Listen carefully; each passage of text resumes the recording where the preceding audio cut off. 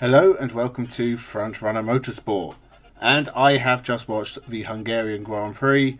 It is 2 o'clock in the morning, but I have been out all day doing something a little bit more interesting than watching Formula 1.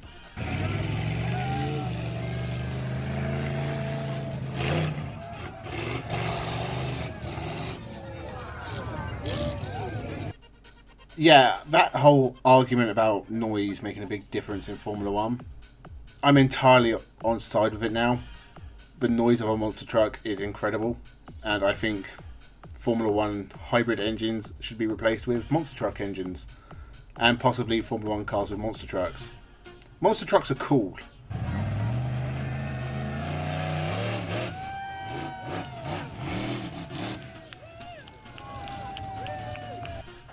And I had a great time. But I did come back and I did watch the Hungarian Grand Prix, and it wasn't really that interesting again, mostly because not a lot was happening on the track. There was some interesting strategies, and at one point it was kind of interesting watching what everyone was going to do, because a lot of drivers went on divergent paths in terms of tyre stops and that, but in the end it was pretty dull. And the same teams you expect to score points scored all the points, and the teams at the bottom didn't score points. And it's been that way for the majority of races in the first half of the year. Even when I'm thinking, oh, this track is a good track, we're going to have some good racing here, it's not really worked out that way. And I think Hungaroring, it's always been a difficult track to overtake. There's something about these cars where overtaking has become really difficult unless completely DRS assisted. This was a really meh race. It wasn't awful. There was things happening to keep you intrigued, but the racing wasn't great. I'll start with Saturday. I like the new format. I do like them having to use hards, mediums and softs. I think it did mix it up a bit, and there were a few drivers who did something very impressive in qualifying, mostly Guan Yu Zhou and Nico Hulkenberg. And we also had some surprises with George Russell going out in Q1 and Sainz in Q2. But what I would say is, I think it was interesting because teams obviously have to get used to it, and they're trying it for the first time. Once we get a few races down the line and the teams sort of have it figured out, I think it'll go back to being the exact same as what we had before. But in terms of being a strategy to save tyres and make teams not use so many, I don't think it's a bad idea. And I think it worked. I think qualifying was fine. It was close enough to what we already had that, it didn't really mess with it too much. Because I do think there was nothing wrong with qualifying. But this sort of it's not even mixing it up a little bit. It's something different. I think Christian Horner said that it's taken away like a level of strategy with teams saving tyres or using different tyres, but I actually think this is better for now. But yeah, I do think 4 or 5 races down the line, teams will have this figured out and it'll just be exactly as it was before. Lewis Hamilton took pole. It was very tight between the top 3. In fact, I think the whole top 10 was split by less than a second or something close to. It was pretty tight in qualifying, but Lewis Hamilton on pole from Max Verstappen. Hamilton couldn't keep the lead off the line. Verstappen got into turn 1 and then he got mugged by both McLarens. McLaren's pace again was very impressive. Last couple of races they have been very good. Norris finishing second again is an excellent result for him and McLaren. First time he's had consecutive podiums. It's a 100% turnaround from the start of the year. And Piastri again missing out on a podium. Very disappointing, but clearly that young driver has a lot of talent. Definitely one to watch for the future, as is Norris. McLaren have a pair of very good drivers there, and if they can develop the car and keep them fighting near the top, I think McLaren could have a very interesting future. And possibly over the next couple of years be the team that really tries to take the fight to Red Bull. Mercedes have interesting problems. It's clearly a very quick car, but it doesn't seem to be quick all the time. especially in races, it seems to like drop back and forth in terms of pace constantly throughout the race. And once Lewis Hamilton dropped back, he never really looked like getting back on the podium. I know he caught Sergio Perez at the end, but I'm pretty sure Sergio Perez had completely backed off by that point and was saving tyres. I don't think he was trying too hard. And that was really the biggest problem with this race, was the gaps between cars were huge. I think Verstappen had something like a 10-15 second lead over Norris, who himself was like 7 to 10 seconds ahead of Perez, who I think at one point was like 5 or 6 ahead of Hamilton, and Hamilton closed it back in. Piastri was...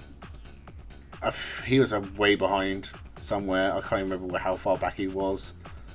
And behind that, the Ferraris were miles back. George Russell was miles back. That's the biggest problem. You can't have any like fighting on the track when the cars can't really be near each other. Don't know what the solution is. I think it's just something with the cars, or really the lack of strategy. And I think things like, in Super Formula they don't have tyre blankets. When someone pits, they come out the pits, they're sort of vulnerable for a lap and a half, 2 laps, just because it takes time to warm the tyres up. I think that could help in Formula 1. I think fuel stops should never really been taken away. I think, as you see in IndyCar, it's a great way to bring different strategies into play. I think the performance, the way hypercars in World Endurance run, where the rules have like a set limit on what you can have, like you can have this much downforce or whatever, but you can get there however you want. I think they should bring that into Formula 1. Just have a set parameter of these are the limits of what you can be within, but do what you want to get there. And then we'll just see different cars, like different engineers pushing cars in different directions, trying to find the most speed at the most tracks as possible. That might make it a bit more interesting as well, but I know that one's a bit trickier for Formula 1. Engines, I guess, are a thing. I don't really like these hybrids. I mean, at this point, if you're not going to go full electric at some point in the future, and if you did, you're competing directly with Formula E. And I don't know how popular Formula E actually is. I think its popularity has slumped somewhat since at least a few seasons. It's slumped from its highs. I think it is still relatively popular, but I don't think Formula 1 can risk making that jump. But they can't exactly go full petrol again, because they've pushed this whole sustainability thing, and to go back on that now, it would not be a good look. But I think Formula 1, or the FIA at least, need to have a real hard think about how they want their racing to look.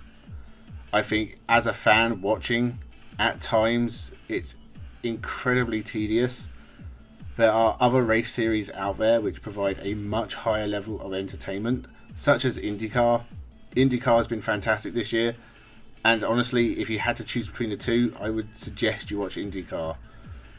But, I mean, even if you don't consider it to be a more prestigious title than Formula 1, and really Formula 1 is meant to be the pinnacle, but IndyCar's pretty close. It's a high level of competition. You get great racing. And, Alex Palou has been dominating that series. And it's been remarked about how dominant he is. He has only won 4 races, whereas Max Verstappen has won 9. So that's the difference.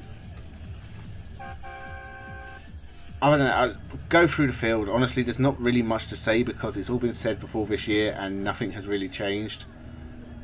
Most of the drivers finished exactly where you think they would have finished. Aston Martin, they have dropped back a bit. They're not anywhere near where they were at the start of the year. I don't know if they'll continue to develop this car and try and get back up to fight for the top places, or they'll start focusing on next year. I honestly think the latter. I think that'd work better in their favour to really have a go next year. But it's disappointing not to see them in the fight at the top. Maybe it's just a track thing. Maybe these tracks just haven't really suited the Aston Martin. But we'll have to see as we get to Belgium and beyond the summer break if they bring any upgrades. I think it's going to be interesting watching what Aston Martin do. But I think they are definitely the 5th best team now. Ferrari, I think they're behind Mercedes but ahead of McLaren. but McLaren have clearly caught up. I think that McLaren aren't going to score enough points to really trouble Ferrari, but I don't think they're going to finish miles behind them. And that's an achievement for McLaren, but also a very big disappointment for Ferrari. They need to sort themselves out. Mercedes is clearly pacing that car. I don't know where their development's going to go, and they've sort of been going back and forth saying we're going to stop developing this car and we'll move on to 2024, and then they'll say something like they're making this work now, and Hamilton's contract still hasn't been signed. Honestly, Mercedes need to make some decisions, and honestly they probably already have, and this is just, there's some game to it. I don't know what it is, but I don't think they're as secure near the top as they think they are.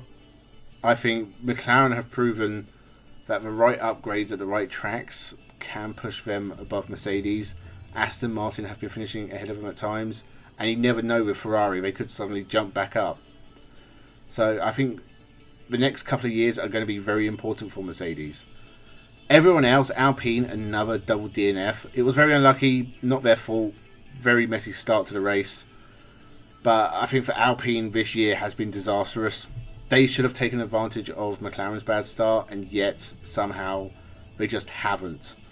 Daniel Ricciardo made his debut and honestly did a lot better than Nick de Vries would have done. He qualified, he got into Q2, and he finished the race in 13th, which Nick de Vries has got a 12th place finish. But Ricciardo looked a lot steadier in that car. And I'm sure he'll score points sometime this year. AlphaTauri are still last in the Constructors. They only have 2 points. So they desperately need him, and I think Ricciardo will bring them points. And I said I'll talk about Nick de Vries making his silly comments. It's a simple thing. It's just he lost his seat. I'm sure he was bitter, but all he had to say is, I'm disappointed to lose my seat, but I respect the team at Red Bull and I hope they have good luck for the rest of the year or something. But he came out and he said, oh, this is the team that cheated Hamilton out of his 8th title.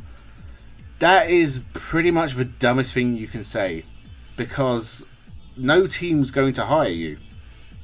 What if Alfa Romeo were thinking, maybe we can mix it up a bit, maybe get rid of Bottas or 2024, this Nick de Vries guy wasn't so bad, we'll get him. But now they'll look at it and say, well, we don't want someone who's going to slag off the team when it doesn't go his way, so we're going to go with someone else. I don't think Alfa Romeo would have signed him, and maybe Nick de Vries was just resigned to the fact that his Formula 1 career was over. But even teams outside of Formula 1 are going to think twice about taking a driver who is happy to slag off the team. Unless you're Fernando Alonso and you can get away with it, it's a bad look. Brendan Hartley did not do this. And yes, Red Bull have a very, at times, gung-ho replacement strategy where they just switch drivers around randomly. But most of the time they deserve it. Daniel Kvyat was on a very bad run and he had taken out a couple of drivers and been given the name Torpedo. Maybe it was a good idea to swap him out. It just so happened they put Max Verstappen in that car and he's won 2 championships already in nearly 40 races. Doesn't always work out like that. Sometimes they replace Gasly with Albon and nothing really changes. I think Nick de Vries should have been given more time. He's literally had 10 races this season, maybe 11. And it's clear the AlphaTauri is not a quick car, because even Yuki Tsunoda is struggling and he's been there 2 years already. They should have given him at least to the summer break, seen what happened. And as I said in a previous video, I think there's a lot more to it than that. But you never go to your next job interview and start talking smack about your past jobs, because it's not a good look, and no company, especially companies and teams that are nowadays so involved with PR and things like that, I think honestly Nick de Vries has just sunk his own career. I'm sure someone will hire him. He is a Formula E and Formula 2 champion, and he has Formula 1 experience. He has scored points in Formula 1. I'm sure there's a World Endurance team who will jump at the chance to sign him up. I'm sure there's a team in Formula E that will take him back. But you don't want to risk it by making comments like that. As for everything else, honestly, Williams, Alex Albon in 11th was a pretty decent drive for him, but it was a quiet race for the back end of the field. You didn't really see much of it. This was a pretty bad race. I did not enjoy the Hungarian Grand Prix. And Spa is my favourite track in the world, and clearly it needs changing. It's had a very dark few years. It'll be interesting to see if they do anything to the track before Formula 1 gets there. It's somehow slow down Eau Rouge. I don't know. They've not really said anything about it, surprisingly. But we'll have to see for next week. Which, thankfully, after that, we get a few weeks break. And I think we need it from Formula 1 at the moment, because there's been far too many races this year. There's still loads left, and it's not been a very interesting year for Formula 1. Max Verstappen breaking records. Red Bull, is it 12 in a row now? That's a new record. That is very, very impressive. Max Verstappen, 7 race wins in a row. It's just incredible. And even Lewis Hamilton, most pole positions at a single racetrack, something like that. I would have thought he'd done that at Silverstone. For some reason, I just thought Silverstone was his most successful track, but apparently the Hungaroring is. And Spa, can anyone stop Verstappen? At this point, only mechanical failure can stop Verstappen. I don't see any other way of him losing. But hopefully they'll keep this new qualifying format for Spa as well. It'll be interesting to see how it works there. And so with that, I will ask you to subscribe to the channel, as many of you already have. Leave your thoughts down below. Discuss what you thought of the Formula 1. Thank you so much for watching, and have a good one. The monster trucks. Well, I think it's quite good. I think the track here is really big, and I like how it pulls the car apart. It makes my third toe really happy. What are you concerned about the environment and the damage these cars are doing? I don't even know what the environment is or was or what it could be. I just think that the environment is a theory created by a little child called Greta Van Fleet. And anyway, I think the monster trucks are creating a new environment for rock and roll. And America. I'll just sit right there.